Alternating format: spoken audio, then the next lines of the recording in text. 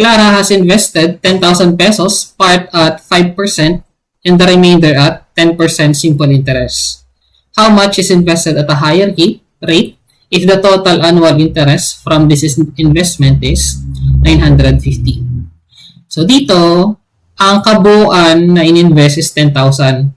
Pero yung 10,000 na to, hinati niya. Part of this 10,000 was put in a 5% na investment. While the remaining of the 10,000, ilagay niya dun sa 10%. So dito kasi ang tinatanong, magkano daw yung ininvest dun sa mas malaking rate. So magkano yung ininvest niya dito kay 10%. So ang problem dito, hindi pa natin alam paano kasi yung subdivision ng 10,000 na to. So we need to use a little bit of algebra in order to solve yung gaano kalaki yung ininvest niya on 5% and on 10%. So for this one, ang total interest, pwede ba natin isusulat? Say, this is I, total na lang. That's 950. So, yung 950 dyan, yan na yung total annual interest. So, pinagsamang interest from the 5% plus yung interest from the 10%.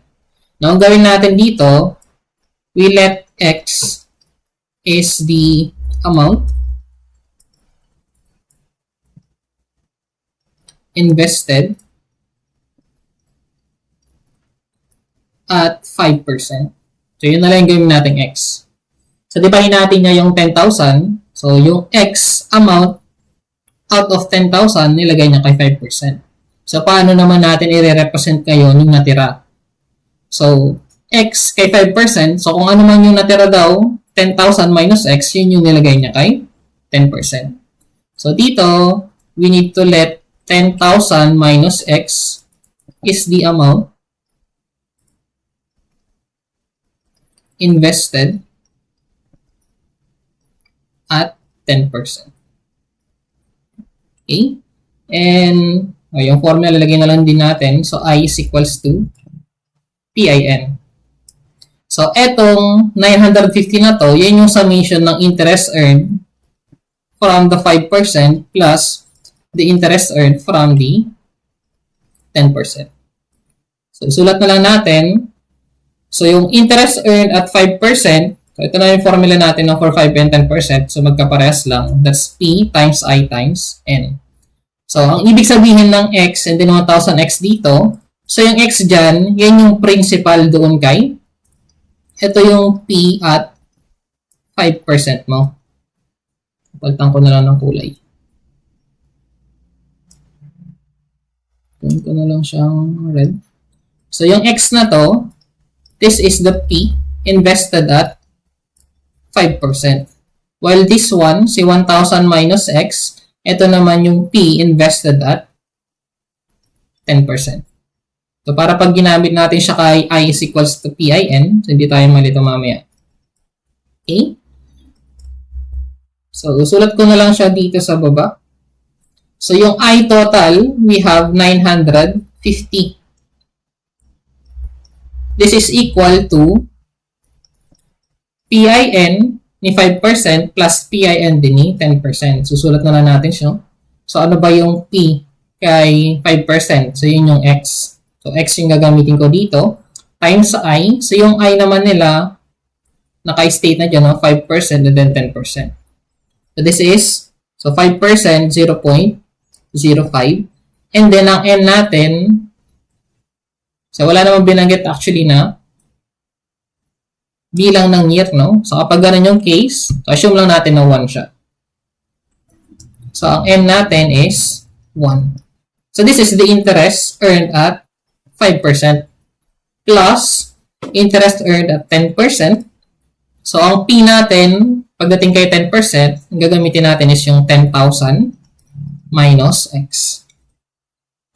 Multiply it with rate niya na 10% or that's 0.1 times interest period na 1. So, ito naman yung interest earned at 10%, no? So, pag-add lang natin siya. So, tanggalin ko ito, no, para may masulatan pa ako sa baba. So, etong mga multiplier na 1, so kahit huwag nyo naman siyang isulat, no, since 1 lang siya. And if we simplify our equation, so this is 950 equal to, so x times 0.05, so 0.05x plus, so distribute natin yung 0.1 kay 10,000 and kay minus x. So that's 10,000 times 0.1, so that's plus 1,000. And then negative x times 0.1, so that's minus 0.1x. So solve lang natin ano yung x dito. So yung x na yon, take note, that's the amount invested at 5%. So at this point, pwede kayong mag-chip solve ano. Pero kung gusto niyo simplify or solve manually, pagsama natin yung 0.05 and 0.1. That's 1,000 minus 0.05x. Yung kadugtong dito na lang. So, isolating yung merong x na term, so 0.05x is equal to 1,000 minus 950. So, transpose lang natin, no? And then, 0.05x is equal to 50. Therefore, sa x natin, we have 50 over 0.05. So, x is equal to 1,000 pesos. So, itong x na to ngayon, ito yung in-invest niya at 5%. Pero ang tinatanong, how much is invested at the higher rate? So, kung yan yung x, so compute na lang natin ano yung value ng 10,000 minus x. So, this is the 10,000 times 1,000, that's 9,000 pesos. So, ito na ngayon yung in-invest niya at 10% rate, which is the higher rate for this problem. So, ang answer is 9,000.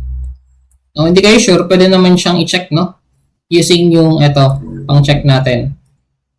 So, by checking, tulad ko na lang, checking. So, dapat yung total interest is 950. So, ang total interest earned, so, from 1,000 at 5%, 9,000 at 10%, so 1,000 times 0.05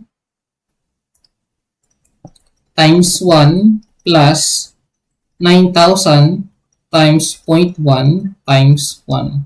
So, pag kinumpute nyo yan, dapat yan ay 950. Okay, so that's our sample problem number 7.